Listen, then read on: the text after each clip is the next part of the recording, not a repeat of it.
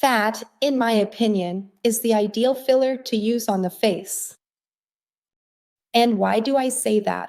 Because fat is taken from the patient themselves and used on their face. It's a living tissue, so there's no risk of rejection, and it can be redone after some time if the patient wants more results or if they've aged a bit more and lost some additional volume. Fat also has an extra benefit. It can improve skin quality because it has a regenerative effect. I'm Dr. Jane Favrin, and this is our Monday live session.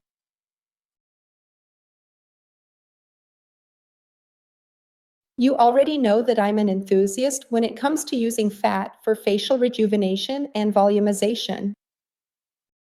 And why do I think fat is the ideal filler? Fat is not an alloplastic material. It's not a product. It's a living cell. And what we do in fat grafting is remove this fat cell from a certain area of the body and transfer it to another area, which could be the face, the breast, the buttocks, or really any area where there is already fatty tissue in that region. And fat, besides this volumizing effect, also has a tissue regeneration effect. Fat tissue is kind of like a honeycomb, and the fat cells are like the contents of that honeycomb, like the honey inside the comb. And that wall, around the honeycomb, that's where the blood vessels pass through, and that's what, in plastic surgery, we call the vascular stroma. And it's in this vascular stroma that the mesenchymal cells and stem cells are located. And it's these cells that have this regenerative capability. So, on top of everything else, fat still offers this extra benefit, this bonus of helping regenerate tissues. So, there are a few rules that I think are worth sharing with you. The first one, which is a very common question, is, Doctor, can I take fat from someone else and use it on myself? No, you can only use your own fat.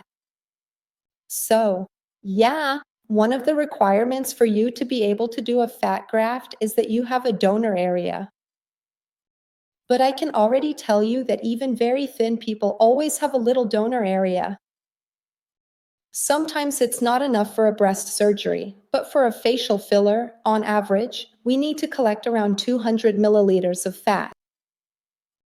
So that's enough for us to do, for example, a facelift, do nanofat on the whole face, and so on. So the fat always has to come from the patient themselves. In my opinion, that's a big advantage, because if you take a tissue from yourself and put it back into your own body, there's no risk of, for example, your body rejecting that product or those cells, because they're yours, they were already part of you. Another question I get asked a lot is, how long does a fat graft last? And everyone is really used to this thing of, hyaluronic acid lasts 1 year, lasts 2, lasts 3, lasts 4. So, fat isn't a product, it's a cell. Yeah, every cell has a life cycle. So, what we actually do is just take the cell from one place and put it in another, so it will follow the life cycle it would have. So, usually, we tend to say that fat tissue has an indefinite duration because the cell will stay alive in that new location and will keep providing the volumizing effect. And yes, it will respond to the stimuli from the patient's body. If you gain weight, the cell tends to increase in size, and if you lose weight, the cell tends to decrease in size. When we fluctuate in weight, right, we humans in general, we don't increase the number of cells, we increase the size of the cells. The number of cells only increases up to 18 years of age. So, when you have a child, for example, a 10-year-old who gains weight, they will actually increase the number of cells and not the size of the cells. That's why children don't have cellulite, for example. And as we get older, right, around 17 or 18 years old, and we gain weight, we don't increase the number. We're going to have the famous cellulite in some areas, especially women, because of fluid retention as well. So, we have an increase in the volume of the cells associated with swelling, and that's what gives that cellulite effect we see on the thighs, buttocks, love handles, and so on. So, that's another detail. Fat cells, unlike hyaluronic acid, have an indefinite lifespan. Another question I get asked a lot is, Doctor, where can fat grafts be placed? And I usually say that it can be placed in practically any area of the body. In the past, before we started doing regenerative therapy with fat, we used to place fat only where the patient already had fatty tissue. So, in the fat pads, in the subcutaneous layer, in areas where there was already a little fat pad, we could put that bit of fat. Today, we know that even if we place the fat inside another type of tissue that isn't fat, that fat will take, as long as the technique, has been properly followed. So, that's something really interesting. That's why we can, for example, place it in a wound, a burn, or a scar, because we can get the fat to stay there, for it to take in that spot, even if there's no fat there, right? Even if there's no tissue like it in that area. What you need is good vascularization and a proper fat grafting technique. There's a fifth question that's very common here in the office, which is, Doctor, what percentage of the fat actually takes? This question is a really tricky one because each surgeon has their own very specific method of doing it. There are some general guidelines, right, about how we should handle the fat, how it should be collected and injected, but there still isn't a standard that's used worldwide, so there's a lot of variation in technique.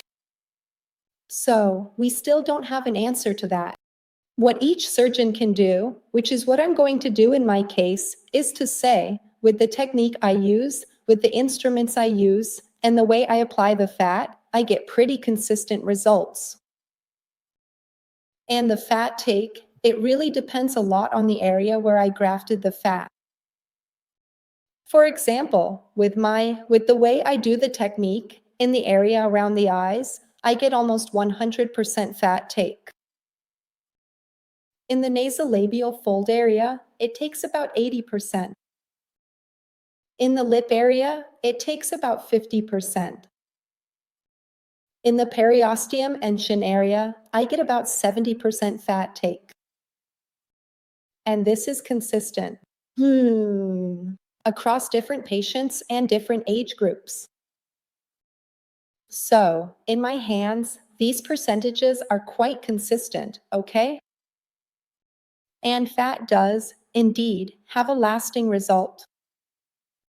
What happens, right, is that the result will end up being lost, in part, with aging, because all of us will continue to age. So, as time goes by, eventually, we'll need to do some other type of procedure. Sometimes, it's just redoing the graft, sometimes treating the skin in addition to the filler, and sometimes you'll really need surgery if the signs of aging are already visible.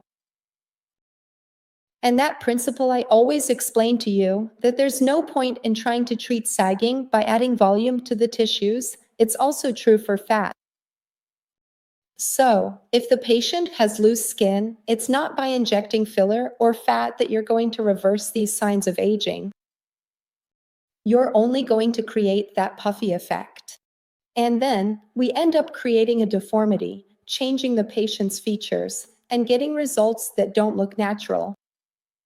So, there are several tools we can use, right, to control aging, to slow it down, and to treat it.